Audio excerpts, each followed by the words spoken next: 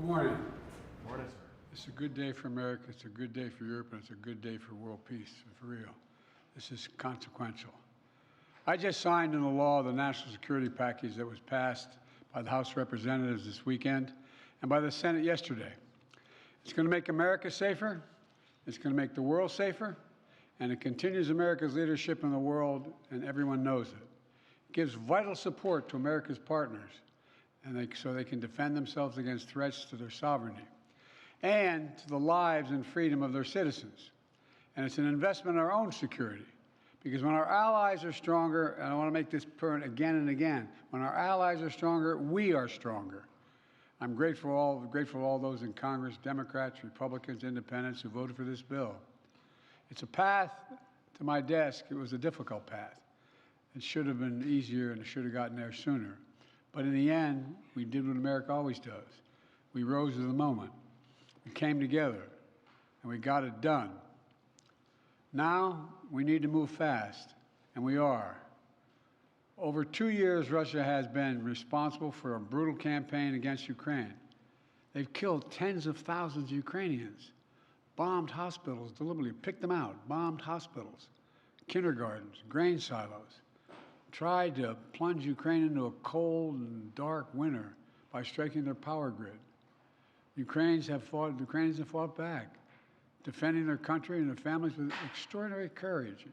Many of you have been there with me many times. It's amazing what they do. I mean, it's amazing against such a larger military. Ukraine has regained over half the territory that Russia took from them in this invasion. And they won important victories against Russia's Navy. But make no mistake about it, they're a fighting force with the will and the skill to win. The will and the skill to win. For months, while MAGA Republicans are blocking aid, Ukraine has been running out of artillery shells and ammunition. Meanwhile, Putin's friends keep keeping them well supplied. Iran sent him drones. North Korea has sent him ballistic missiles and artillery shells. China is providing components and know-how to boost Russia's defense production. With all this support, Russia has ramped up its airstrikes against Ukrainian cities and critical infrastructure, rained down munitions on brave Ukrainians defending their homeland. And now, America is going to send Ukraine the supplies they need to keep them in the fight. This weekend, there were reports, and I find this amazing, there were reports of cheers breaking out of the trenches in eastern Ukraine. Probably came from one of your folks, a reporter or someone, I'm not sure where it came from. But that they're cheering as they watch the House vote in support for Ukraine.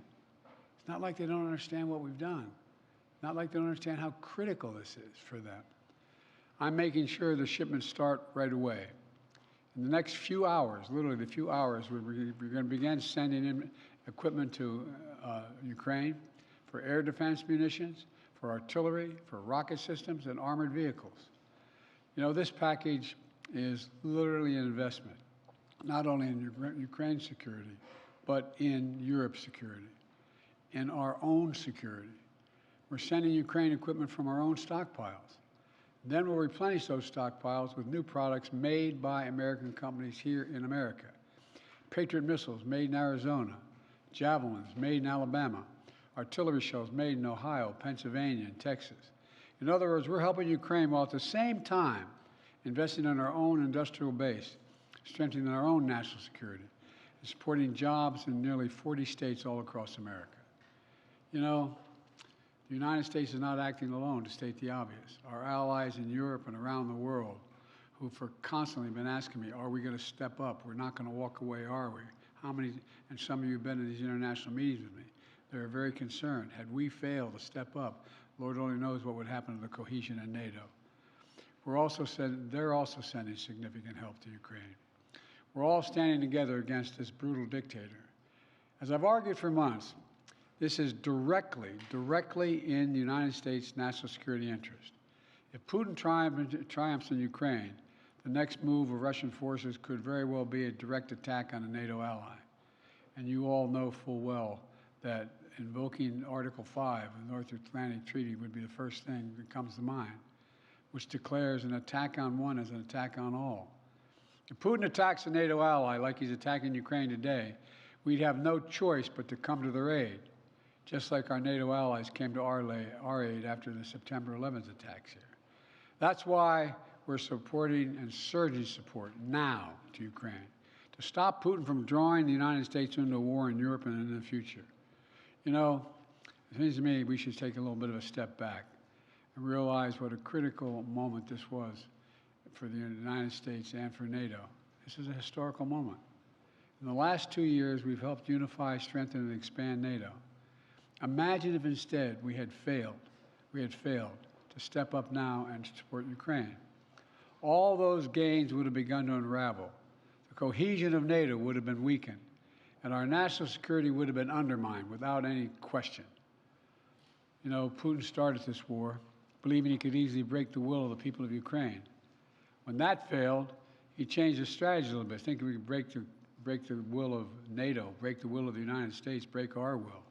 Well, he's failed again. America stands with our friends. We stand up against dictators. We bow to no one, certainly not Vladimir Putin. Look, this bill also includes vital support for Israel.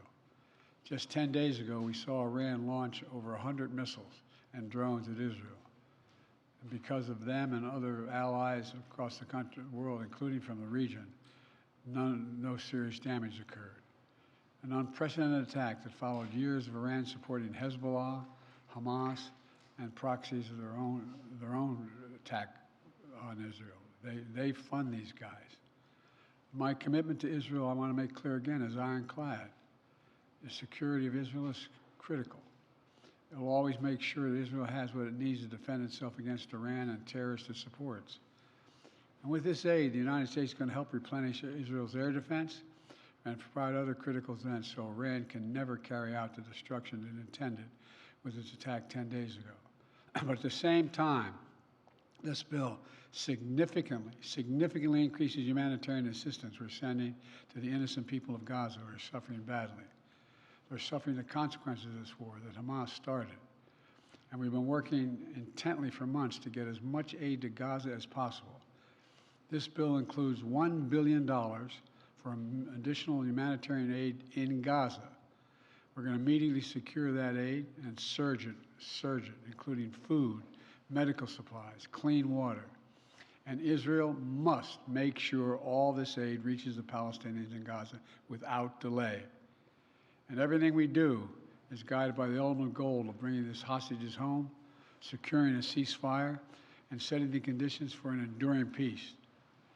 You know, there's more that this bill does, as you all know, the press here, including providing for support to strengthen even further our allies and partners in the Indo-Pacific region, as well as humanitarian aid to places including Haiti, Sudan, and Somalia. But there's one thing this bill does not do: border security. You know, just this year I proposed and negotiated and agreed to the strongest border security bill this country has ever seen. It was bipartisan. It should have been included in this bill. And I'm determined to get it done for the American people. But I'll come back to that at another moment, another time. This is a reminder of what America can do when we come together, despite our differences. I want to thank everyone in Congress who made it possible, especially the bipartisan leadership. Speaker of the House, Mike Johnson, Leader Jeffries, Leaders Schumer and McConnell. They don't always agree, but when it matters most, they stepped up and did the right thing. And I mean this sincerely. History will remember this time. History will remember this moment. For all the talk about how dysfunctional things are in Washington, when you look over the past 3 years, we see that time and again on the critical issues, we've actually come together. It hadn't always been easy. But when it's come time to decide to rebuild America, we did it with the bipartisan infrastructure law, which is just underway. When it came time to invest in our semiconductor industry and technologies of the future, we did it with the Chips and Science Act. And when it came time to stand with Ukraine and Israel and help the people of Gaza, we did that as well. At the end of the day, most of us, whether we're Democrats, Republicans, or Independents, believe that America must stand up for what is right. We don't walk away from our allies. We stand with them. We don't let tyrants win. We oppose them. We don't merely watch global events unfold. We shape them. That's what it means to be the indispensable nation. That's what it means to be the world's superpower and the world's leading democracy. Some of our MAGA Republican friends reject that vision. But this vote makes it clear there is a bipartisan consensus for that kind of American leadership. That's exactly what we'll continue to deliver. I thank you all very much, and now I'm going off to make a speech at the hotel I'm late for, and I have plenty of time to answer questions on this and other matters. Can I ask a quick one on TikTok? Mr. President, do you have a message for the protesters on campus?